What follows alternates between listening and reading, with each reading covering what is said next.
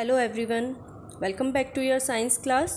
6 की साइंस की क्लास में हम कर रहे हैं चैप्टर 2 भोजन के घटक कंपोनेंट्स ऑफ फूड। इसके 2 पार्ट्स पहले ही हम कर चुके हैं और दोनों पार्ट्स में मैं आपको पोषक तत्वों के बारे में और भोजन के घटक किस प्रकार से हम पोषक तत्वों के रूप में लेते हैं पूरे प्रोसेस के बारे में समझा चुकी हूँ। प्रोटीन, कार्बोहाइड्रेट और वसा के बारे में हमने पहले 2 पार्ट्स में जानकारी ले ली है। होपफुली वो आपको समझ में आ गया होगा। तो जिसे समझ में नहीं आया है पहले वो 2 पार्ट वीडियो देखें और उसके बाद पार्ट 3 देखें, जिससे क्लियरली समझ में आ जाएगा। और वीडियो को स्किप बिल्कुल ना करें, स्किप करेंगे तो आपको एंड तक कुछ भी नहीं समझ में आएगा, बीच बीच में आप छोड़ते चले जाएंगे। तो कोशिश कीजिए कि वीडियो को पूरा देखें, एंड तक देखें, तभी आपको सारे टॉपिक्स क्लियर हो पाएंगे। तो लेट्स बिगिन द क्लास। आज की क्लास में हमें देखना है कि न्यूट्रिएंट्स जो हम पिछली क्लासेस में पढ़ के आए हैं, कार्बोहाइड्रेट, प्रोटीन, वसा यानी फैट। तो कार्बोहाइड्रेट, प्रोटीन और फैट के बारे में हमने पूरी इन्फॉर्मेशन ले ली है। हमने पढ़ लिया है कार्बोहाइड्रेट के सोर्स क्या है, कार्बोहाइड्रेट का टेस्ट हमने पढ़ा, प्रोटीन किस तरह से सिंथेसिस क्या होता है बॉडी के अंदर और इसके किस तरह के स्रोत होते हैं, और उसके अलावा प्रोटीन का टेस्ट भी हमने पढ़ा। इसी तरह से फ़ैट का टेस्ट और फैट के सोर्स भी हमने पढ़ लिए थे। ये टॉपिक पूरा क्लियर हो चुका है। अब आज स्टार्ट करेंगे हम विटामिन, मिनरल्स, डाइटरी फाइबर्स यानी खाद्य रेशे, आहारी रेशे भी इन्हें कहा जाता है, और वाटर के बारे में। तो देखिए, पोषक तत्व जो है वो मेनली 2 टाइप्स में डिस्क्राइब किए जा सकते हैं, या 2 टाइप्स में आप उसको क्लासीफाइड कर सकते हैं। फर्स्ट देखिए, ऐसे पोषक तत्व जो कि बहुत ज़्यादा क्या है, दीर्घ मात्रा में आपको चाहिए, दीर्घ पोषक तत्व कहलाते हैं। बॉडी को बहुत ज़्यादा कंटेन में इसको चाहिए, इसकी बहुत ज़्यादा मात्रा आपके शरीर को चाहिए। ओके, तो ये दीर्घ पोषक तत्व कहलाते हैं। कौन कौन से हैं? प्रोटीन, वसा, कार्बोहाइड्रेट और विटामिन। ओके, तो ये आपको ध्यान रखने हैं। देखिए, प्रोटीन, वसा, कार्बोहाइड्रेट, वैसे तो ये क्या है, दीर्घ पोषक तत्व के रूप में गिने जाते हैं। इनमें विटामिन को आप अभी काउंट ना करें, विटामिन के बारे में मैं आपको बताऊंगी बाद में। पहले देखिए, प्रोटीन, वसा और कार्बोहाइड्रेट जो है वो आपकी बॉडी को बहुत अधिक मात्रा में चाहिए। ओके, तो बहुत अधिक मात्रा में चाहिए, और ये बनते किससे हैं? कार्बनिक पदार्थों से बनते हैं। तो कार्बनिक पदार्थों से बनने का अर्थ ये हो गया, मैं आपको पहले भी बता चुकी हूँ कि प्रोटीन, वसा और कार्बोहाइड्रेट तीनों क्या है, कार्बन, ऑक्सीजन और हाइड्रोजन के संगठन से बने, अणुओं से मिलकर बने हैं। इनका संगठन ये होता है। ओके, तो प्रोटीन, वसा और कार्बोहाइड्रेट तीनों का जो संगठन है उसमें आपको क्या मिलेगा? कार्बन मिलेगा, ओके, हाइड्रोजन मिलेगा और ऑक्सीजन मिलेगा। ये 3 प्रकार के अणुओं से मिलकर ये बने हैं। तो ये तीनों प्रकार के अणुओं से मिलकर बने हैं। इसमें कार्बन एसेंशियल फॉर्म में है, यानी कि कार्बन ज़रूरी तत्व के रूप में है, इसीलिए इसे कार्बनिक पदार्थ के रूप में हम गिन सकते हैं। क्लियर? तो प्रोटीन, वसा और कार्बोहाइड्रेट ये तीनों कार्बनिक पदार्थ है, अधिक मात्रा में आपके शरीर को चाहिए, अधिक मात्रा में आपके शरीर के लिए ये कार्य करते हैं। तो इसीलिए इन्हें हम क्या कहते हैं? दीर्घ पोषक तत्व कहते हैं। बहुत ज़्यादा एसेंशियल है आपकी बॉडी के लिए। क्लियर? तो प्रोटीन, वसा और कार्बोहाइड्रेट आपकी बॉडी के लिए बहुत ज़्यादा ज़रूरी है, इन्हें दीर्घ पोषक तत्व कहते हैं। इसी के साथ साथ हम विटामिन को भी इंक्लूड कर सकते हैं, क्योंकि विटामिन जो है वो कार्बनिक पदार्थ है। अब देखिए, विटामिन जो है कार्बनिक पदार्थ तो है, लेकिन वो दीर्घ पोषक तत्वों में नहीं आएगा। वो किस में गिना जाएगा? सूक्ष्म पोषक तत्व में, क्योंकि विटामिन, खनिज लवण और जल और रुक्षांश ये ऐसे पोषक तत्व है जो आपके शरीर को कम मात्रा में आवश्यक है ना। कम मात्रा में कहने का मतलब ये नहीं है कि चाहिए ही नहीं, बहुत ज़रूरी है, चाहिए, लेकिन इनकी कम क्वांटिटी, बहुत कम क्वांटिटी आपकी बॉडी के लिए वर्क करती है। क्लियर? जितनी की ज़्यादा हमको प्रोटीन चाहिए, जितनी ज़्यादा वसा चाहिए, जितनी ज़्यादा कार्बोहाइड्रेट चाहिए, उतनी ज़्यादा मात्रा में हमें विटामिन नहीं चाहिए। उतना का उतना काम विटामिन कम मात्रा में करता है। क्लियर? इसी तरह से खनिज लवण की बहुत कम मात्रा भी हमारे शरीर के लिए बहुत ज़्यादा ज़रूरी है।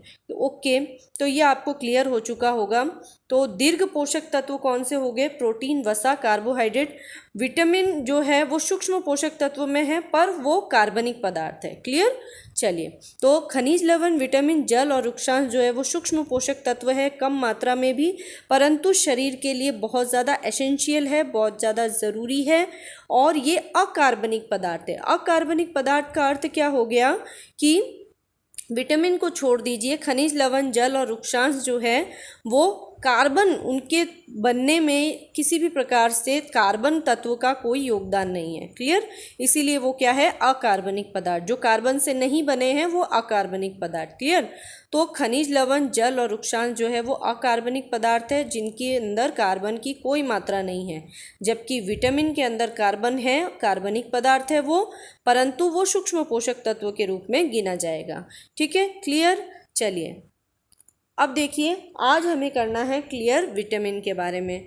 तो विटामिन क्या है? बहुत सारे फ्रूट्स यहाँ पर ग्रीन ग्रीन आपको दिखाई दे रही है, इतना सारा ग्रीन, इट मीन्स यहाँ पर लीफी वेजिटेबल्स आएंगे, ग्रीन वेजिटेबल्स आएंगे। कितना कलरफुल ये लग रहा है, तो इसका मतलब बहुत सारे कलरफुल वेजिटेबल्स या फ्रूट्स जो है वो सब हमें क्या प्रोवाइड कराते हैं? विटामिन प्रोवाइड कराते हैं। क्लियर? तो देखिए विटामिन है क्या। विटामिन जो है वो पादप और जंतुओं द्वारा निर्मित कार्बनिक तत्व है। मैं आपको पहले क्लियर कर चुकी हूँ, विटामिन कार्बन से बना हुआ तत्व है। सिंथेसिस कहाँ होता है? पादप में और जंतुओं में। क्लियर? तो विटामिन पादप और जंतुओं द्वारा निर्मित कार्बनिक तत्व है जो कि हमारे शरीर की जैविक क्रियाओं को सुचारू रखने के लिए बहुत कम मात्रा में लेकिन आवश्यक होते हैं। ठीक है? अगर ये ना हो तो हमारे शरीर की जैविक क्रियाएं नहीं हो पाएगी। अब जैविक क्रियाएं कौन सी? जिंदा रहने के लिए, जीवित रहने के लिए आप जो भी क्रियाएं करते हैं, श्वसन, पाचन, उत्सर्जन, आपके बॉडी का चलना फिरना, उठना बैठना, सब कुछ। ओके, तो ये बॉडी के अंदर की सारी की क्रियाएं जो है वो जैविक क्रियाओं को करने के लिए विटामिन आपकी हेल्प करता है। ओके, तो बनता कहाँ से? मोस्ट इम्पॉर्टेंटली आप याद रखिएगा, पादप और जंतुओं द्वारा निर्मित होता है और ये कार्बनिक तत्व है। क्लियर? विटामिन को रोगों से सुरक्षा प्रदान करने वाला तत्व भी कहा जाता है। बिल्कुल, ये रोगों से सुरक्षा देता है, एक तरह से डॉक्टर का काम करता है आपकी बॉडी के लिए। ठीक है? आपकी बॉडी को रोगों से बचाता है। तो रोगों से सुरक्षा प्रदान करने वाला तत्व कौन सा है? विटामिन है। ओके, यह सामान्यतः बहुत तरह के होते हैं। देखिए विटामिन जो है वो बहुत तरह के होते हैं, जिसमें से कुछ विटामिन आपको यहाँ पर पढ़ने हैं। Vitamin A, vitamin B, vitamin C, vitamin D, vitamin E and vitamin K. Okay, नाम आपको सारे याद रखने हैं, A B C D E और के। ई के बाद अब जी पर मत चले जाइए। ओके, जी ई के बाद के। विटामिन का एक ग्रुप होता है, एक्चुअली विटामिन जो है वो बहुत सारे ग्रुप्स में काम करते हैं। तो विटामिन का एक ग्रुप होता है, उसे हम क्या कहते हैं? विटामिन बी कॉम्प्लेक्स के नाम से जानते हैं। तो ये थोड़ा सा नॉलेज है, आप अभी याद रखिए, बाकी का आप जो आपकी फर्दर क्लासेस है उसमें आप इसके बारे में डिटेल स्टडी करेंगे। क्लियर? तो विटामिन बी कॉम्प्लेक्स जो है वो विटामिन का एक ग्रुप है। वैसे कौन कौन सी पदार्थों से, खाद्य पदार्थों से हमें विटामिन प्राप्त होता है? तो देखिए विटामिन ए जो है वो हमें, अगर आप इसको लिंक करके याद रखेंगे तो आपको बहुत अच्छे से याद रहेगा। विटामिन ए जो है वो हमारी आँखों के लिए बहुत ज़्यादा ज़रूरी है। तो देखिए आँखें आपकी स्वस्थ कैसे रहती है? बहुत रंग बिरंगी कलरफुल चीज़ें आप खाओगे, कलरफुल चीज़ें आप ग्रीनरी को देखोगे, ग्रीन वेजिटेबल्स को खाओगे, तो आपका क्या होगा? विटामिन ए डेवलप होगा आपकी बॉडी के अंदर। क्लियर? ठीक है, तो ये चीज़ आपको ध्यान रखनी है। तो विटामिन ए जो है वो आपकी आँखों के लिए हेल्पफुल है। अगर विटामिन ए की कमी हो बॉडी के अंदर तो आपकी सबसे पहले सफ़र कौन करेगी? आपकी आँखें सफ़र करेगी। ठीक है, आपकी आईज़ में डिफेक्ट आ जाएगा। तो क्या हो सकता है, क्या नहीं हो सकता, उसके बारे में हम डिस्कस करेंगे। बट पहले आप देखिए विटामिन ए से रिच फूड कौन से होते हैं जिनसे हमें विटामिन ए मिलता है? तो गाजर, पालक, सेब और जो ब्रोकली होती है या शिमला मिर्च होती है, पपीता सबसे बेस्ट सोर्स है विटामिन ए का, पपीता। ओके, और दही, फिश, कद्दू, ये खरबूजे, ये सब जो कलरफुल फ्रूट्स आते हैं और जो ग्रीन वेजिटेबल्स होते हैं वो विटामिन ए के अच्छे सोर्स हैं। ओके, विटामिन बी आपको किससे मिलता है? तो विटामिन बी का सबसे बेस्ट सोर्स जो मांसाहारी होते हैं, जो नॉन वेजिटेरियन होते हैं, उनके लिए तो लीवर होता है। अदरवाइज़ आप विटामिन बी के सोर्स के रूप में अनाज को ले सकते हो। अंकुरित अनाज, चने जो होते हैं वो विटामिन बी के बहुत अच्छे सोर्स होते हैं। और इसके अलावा मौसमी फल जितने भी आते हैं, मौसमी फल का अर्थ ये हो गया कि आपके हर मौसम में जो जो फल आते हैं उन सब में विटामिन बी होता है। अंडे में विटामिन बी होता है, फिश में विटामिन बी होता है, मांस में विटामिन बी होता है, सेब में विटामिन बी होता है, पनीर में होता है। तो ये सब आपके विटामिन बी के सोर्स है। ओके, विटामिन सी के सोर्स क्या है? तो विटामिन सी जो है वो स्पेशली आपकी दांतों और मसूड़ों के लिए बहुत ज़्यादा ज़रूरी होता है। तो दांतों और मसूड़ों को फिट एंड फाइन रखने के लिए आप क्या करेंगे? दांतों के लिए खट्टे फल, जितने भी प्रकार के खट्टे फल होते हैं उन सब में क्या होता है? विटामिन सी होता है। इन्हें ज़्यादातर हम सिट्रस फ्रूट कहते हैं। ओके, तो विटामिन सी जो होता है वो खट्टे फलों में होता है। आपको खट्टे फलों का सेवन करना चाहिए जिससे कि आपके दांत और मसूड़े मजबूत रहें। अदरवाइज उनमें क्या हो जाएगा? गम ब्लीडिंग होगी और दांत गिर जाएंगे। ठीक है, तो फ्रूट्स आप देख ही रहे हैं, संतरा, खट्टे फलों में कौन से फल आएंगे? संतरा, आंवला, टमाटर और अमरूद। इसके अलावा स्ट्रॉबेरी, कीवी, पपैया, ये सब क्या है? विटामिन सी के अच्छे सोर्स हैं। नींबू भी इसके अंदर इंक्लूडेड है। विटामिन सी नींबू से भी प्राप्त होता है। ओके, विटामिन डी जो है वो सबसे बेस्ट सोर्स विटामिन डी का जो है वो सनलाइट होता है, सूर्य का प्रकाश। यदि व्यक्ति सूर्य के प्रकाश में बैठता ही नहीं है या सूर्य का प्रकाश ग्रहण ही नहीं करता, डे लाइट लेता ही नहीं है, तो क्या होगा? उसकी हड्डियां कमज़ोर हो जाएगी। विटामिन डी जो है वो हड्डियों के लिए हेल्पफुल होता है।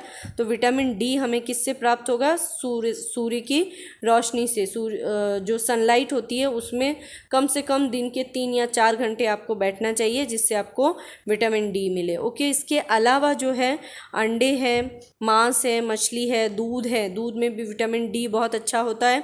तो विटामिन डी आप इनसे प्राप्त कर सकते हैं। नेक्स्ट है विटामिन ई। विटामिन ई हमें कहाँ से प्राप्त होता है? विटामिन ई जितने भी नट्स है, काजू, बादाम, मूंगफली, ये जो है वो विटामिन ई के अच्छे सोर्स है। इसके अलावा गुआवा, चुकंदर, शलजम और जो अनाज होती हैं वो भी विटामिन ई के सोर्स है। मछलियाँ भी विटामिन ई के सोर्स है। इसके अलावा वेजिटेबल ऑयल जो आप यूज़ करते हो that is also the source of vitamin E. Okay, next है विटामिन के। विटामिन के क्या है?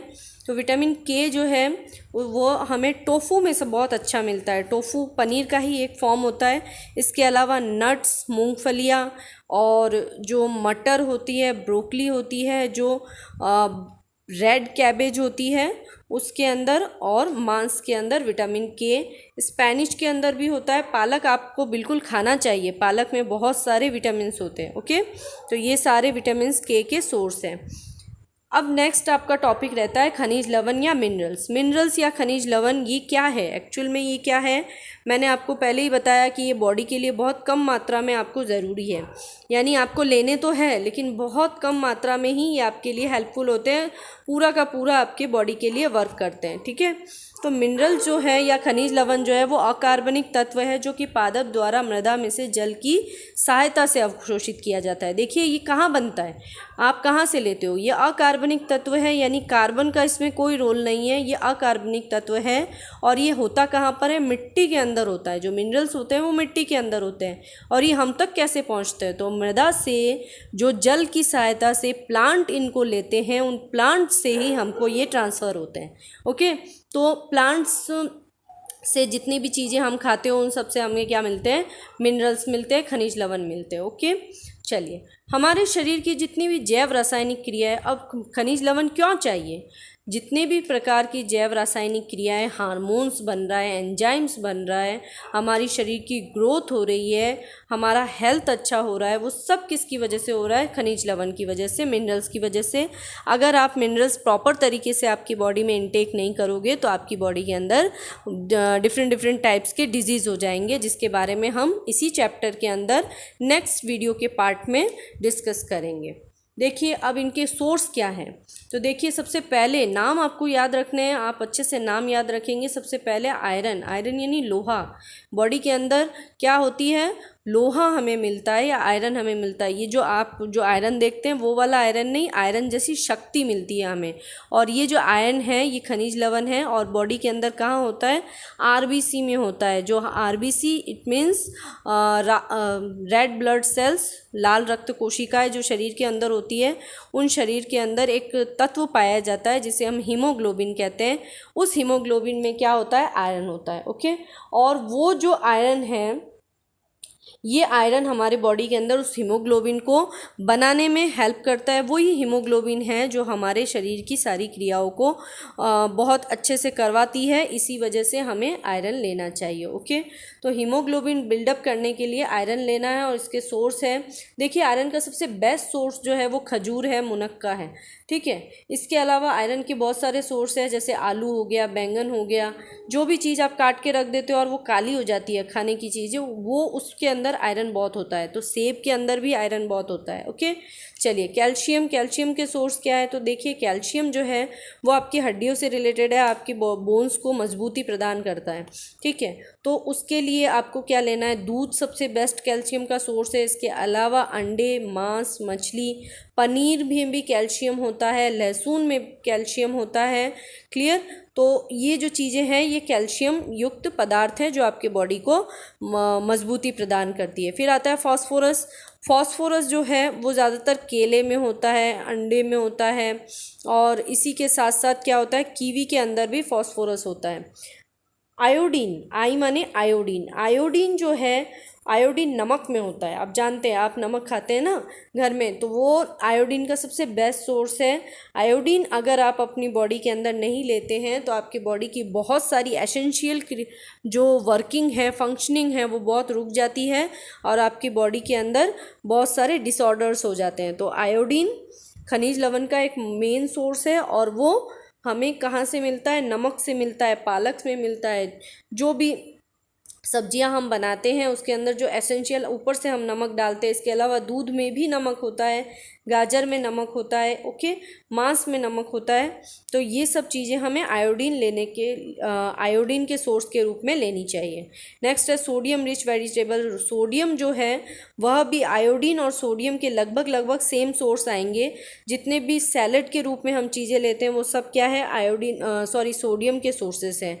इसके अलावा जो शिमला मिर्ची होती है और टमाटर होता है, गाजर और मूली, ये सब भी सोडियम के बहुत अच्छे सोर्स है। सोडियम जो है वो आपकी मांसपेशियों को मजबूती प्रदान करता है। मांसपेशियों के रिलैक्सेशन के लिए, मतलब कहने का है कि मांसपेशियां जो आपकी वर्क करती है बहुत इजी वे में, संकुचन और शिथिलन के लिए, मांसपेशियों के संकुचन और शिथिलन के लिए भी सोडियम काम आता है। उसके बाद आ जाता है पोटेशियम। पोटेशियम भी सेम वर्क करता है आपकी बॉडी के अंदर। सोडियम और पोटेशियम मिलके काम करते हैं आपकी बॉडी के अंदर और ये आपके शरीर के अंदर विभिन्न प्रकार के आयनों के परिवहन में सहायता करते हैं और यह भी मांसपेशियों के संकुचन और शिथिलन के लिए आवश्यक होता है। ब्लैकबेरीज के अंदर पोटेशियम बहुत अच्छा होता है, आलू के अंदर होता है। ठीक है, तो ये सारे जो सोर्सेज है वो पोटेशियम के सोर्सेज है। इसके अलावा जो मक्का आप खाते हो यानी कि कॉर्न, वो भी पोटेशियम का बहुत अच्छा सोर्स है। नेक्स्ट आपका टॉपिक आता है फाइबर, जिसे हम डाइटरी फाइबर्स भी कहते हैं या आहारी रेशे या खाद्य रेशे कहते हैं। देखिए रेशे वर्ड से आपको क्या पता चलता है? बहुत लंबे लंबे रेशे पता चलते हैं। तो खाने कि जो भोजन के जो तत्व होते हैं उसके अंदर भी बहुत सारे रेशे होते हैं। ओके, तो आहारी रेशे जो होते हैं वो भोजन में उपस्थित रेशे तत्वों को कहा जाता है। ये फाइबर्स होते हैं जो कि प्लांट्स से प्राप्त होते हैं। ठीक है, ये याद रखना है आपको। ये पादपों से प्राप्त होते हैं और स्वयं तो क्या होते हैं? अपाच्य होते हैं, अनडाइजेस्टेबल होते हैं। ओके, लेकिन मूल रूप से ये क्या करते हैं? पाचन क्रिया को सुचारू बनाते हैं, यानी कि जो आपका डाइजेस्टिव सिस्टम है उसको कंटिन्यूअस पाथ में चलाते हैं। ठीक है, रेशे जो है वो पाचन क्रिया में क्या करते हैं? जल को सोख लेते हैं, वाटर को एब्जॉर्ब करते हैं, जिससे क्या होता है? कब्ज की समस्या नहीं रहती है और जो अपशिष्ट पदार्थ मल के रूप में बनता है वो शरीर से आसानी से बाहर निकल जाता है। ठीक है, ये शरीर में क्या करता है? इसका एक और काम क्या है? बॉडी के अंदर जो है वो शुगर को कंट्रोल करता है, जिससे इंसुलिन हार्मोन जो है वो इंसुलिन हार्मोन की जो क्वांटिटी होती है बॉडी के अंदर वो उसको बैलेंस करता है, जिसकी वजह से शुगर कंट्रोल होता है और शुगर कंट्रोल होगा तो डायबिटीज़ की जो समस्याएं होती है वो कम हो जाती है। इसी के साथ ये ब्लड में से कोलेस्ट्रॉल को घटाता है। कोलेस्ट्रॉल को घटाने का मतलब ये हो गया जो रक्त का जो जमाव होता है उसको घटाता है, जिसकी वजह से वज़न नियंत्रित रहता है और ब्लड से रिलेटेड जितनी भी बीमारियां होती है जैसे कि हाई ब्लड प्रेशर और लो ब्लड प्रेशर, उन सब का जो खतरा होता है उसको टालता है। क्लियर? तो आहारी रेशे आपकी खाद्य सामग्री में सम्मिलित होने चाहिए, आपके भोजन में सम्मिलित आपको करना चाहिए। कौन कौन से सोर्सेज से हमको आहारी रेशे या खाद्य रेशे प्राप्त होते हैं? तो देखिए, जितने भी प्रकार की फल सब्जियां आप खाते हैं, अनाज आप खाते हैं, उन सब के अंदर क्या होता है, आहारी रेशे होते हैं। स्पेशली जो छिलके वाले फल होते हैं उनके अंदर क्या होता है, उनको छिलके सहित ही खाना चाहिए आपको। जो छिलके वाले फल हो गए जैसे कि सेब हो गया, तो इन अमरूद हो गया, इन सबको, या नाशपाती हो गया, इन सबको हमें क्या करना चाहिए, छिलके सहित ही खाना चाहिए, क्योंकि इनके छिलकों में ही हम छिलकों से ही हमें क्या प्राप्त होता है, रेशे प्राप्त होते हैं जो हमारे लिए हेल्पफुल होते हैं। इसी के साथ राजमा में सबसे बेस्ट फूड है, राजमा जो है वो क्या है, डाइटरी फाइबर्स का सबसे बेस्ट फूड है। इसके अलावा ब्राउन राइस जो आप लेते हैं, ब्राउन ब्रेड जो आप लेते हैं खाने भोजन में, वो सब क्या है, अंकुरित अनाज जो है, वो सब डाइटरी फाइबर्स के सबसे बेस्ट सोर्स है। ओके, इसके अलावा हरी ग्रीन वेजिटेबल्स जो आएगी वो सारी की सारी फाइबर्स देती है आपकी बॉडी को। सैलड के रूप में आप जितने भी चीज़ें यूज़ करते हैं वो सभी आपको क्या प्रोवाइड कराती है, डाइटरी फाइबर्स। ओके, पोषक तत्व के रूप में जल, अभी तक हमने क्या पढ़ लिया, हमने पढ़ लिए सारे के सारे पोषक तत्व। उसके अंदर हमने रुक्षांश यानी कि रेशे भी पढ़ लिया, आहारी रेशे भी कहते हैं इन्हें, वहाँ तक हमने कंप्लीट कर लिया। अब देखिए, जल जो है वह भी पोषक तत्व के रूप में आपके शरीर के अंदर वर्क करता है। किस प्रकार से वर्क करता है, हालांकि इसको हम एक तरह से पोषक तत्व के रूप में नहीं गिनते हैं, लेकिन यह काम पोषक तत्व के रूप में ही करता है। जल हमारे शरीर का एक इम्पॉर्टेंट पार्ट है। 70% जो हमारा बॉडी वेट होता है वो जल के कारण होता है, ये आपको याद रखना है importantly exam point of view से। ठीक है, हमारे बॉडी का 70% वेट जो है वो जल के कारण होता है। हमारे शरीर की कोशिकाएं जो है वो जल से भरी हुई होती है। ओके, जल हमारे शरीर में पदार्थों और पोषक तत्वों के परिवहन के लिए आवश्यक है, ट्रांसपोर्टेशन करता है। ये किस किस का, केवल न्यूट्रिएंट्स का ही नहीं, जो अपशिष्ट पदार्थ आपकी बॉडी के अंदर बनते हैं वो सारे भी किसकी वजह से, वाटर की वजह से ही ट्रांसपोर्ट होते हैं बॉडी के अंदर और उस ऑर्गन तक पहुंचाए जाते हैं जिससे कि वो बॉडी से बाहर निकाले जा सके। इसी तरह से पसीने के रूप में जो बॉडी पसीना छोड़ती है, उसकी वजह से जो एक्स्ट्रा पानी होता है बॉडी का वो बाहर निकलता है। साथ ही साथ आपका जो बॉडी का टेम्परेचर है वो भी रेगुलेट रहता है। पोषक तत्वों को अवशोषित करने में भी जल सहायता करता है। देखिए, अगर आप खाना खा लेते हैं और उसके बाद आप पानी नहीं पीते हैं तो आपकी बॉडी के अंदर ये जो खाया हुआ फूड है वो डाइजेस्ट नहीं होगा। क्यों नहीं होगा? क्योंकि उसके जो न्यूट्रिएंट्स हैं वो बॉडी को एब्जॉर्ब ही नहीं होंगे। क्यों नहीं होंगे? क्योंकि आपने वाटर नहीं पिया। ये जो वाटर है वो क्या करता है, सारे के सारे न्यूट्रिएंट्स को क्या करता है, एक तरह से विलायक की तरह कार्य करता है और क्या करता है, सारे पोषक तत्वों को जल के अंदर घोलकर बॉडी के अंदर एब्जॉर्ब किया जाता है। इसीलिए जल जो है वो बहुत ज़्यादा ज़रूरी है, आपको बार बार पानी पीते रहना चाहिए।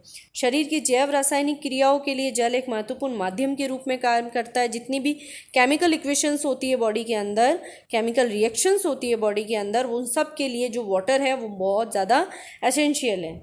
हमें प्रत्येक दिन 2 से 3 लीटर कम से कम पानी पीना ही चाहिए। तो बॉडी का जो एवरेज वाटर इनटेकिंग है वो कितना है, 2 से 3 लीटर है। क्लियर? तो जल आपके लिए बहुत ज़्यादा इम्पोर्टेंट है। आज से आप ये एक वो बना लो, नियम बना लो कि आपको पानी पीना ही है, कितना ही करके आपको बॉडी को हाइड्रेट करना है, क्योंकि जल की कमी से बहुत सारी बीमारियां हो सकती है।